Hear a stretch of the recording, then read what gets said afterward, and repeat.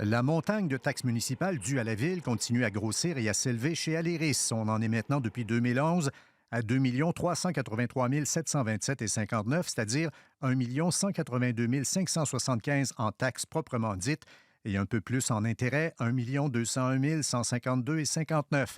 Invariablement chaque année, la Ville envoie le compte à Corporation de développement TR à l'adresse d'un cabinet d'avocats au 25e étage d'une tour à bureaux de Montréal. Et comme à chaque année, pas de chèque dans le retour du courrier.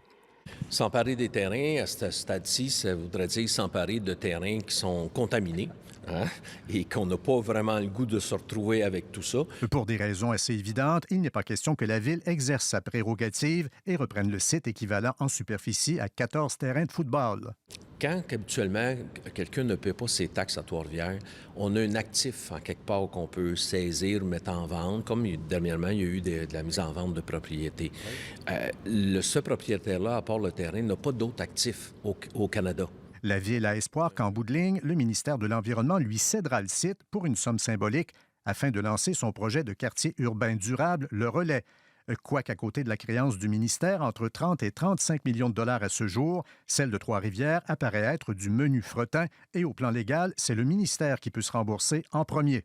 Pour donner une idée, à Trois-Rivières, bon an, mal an, c'est environ 4 entre 8 et 10 millions de dollars du total des comptes de taxes envoyés qui se transforment en créances. Les propriétaires ont alors 3 ans pour acquitter la facture avec les intérêts. On dit qu'en général, la majorité des contribuables finissent par payer.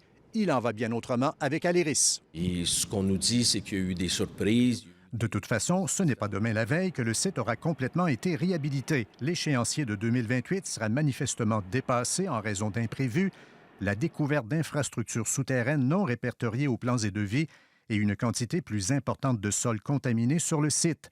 Une situation qui annonce en général des dépassements de coûts. Ici Louis Cloutier, Radio-Canada, Trois-Rivières.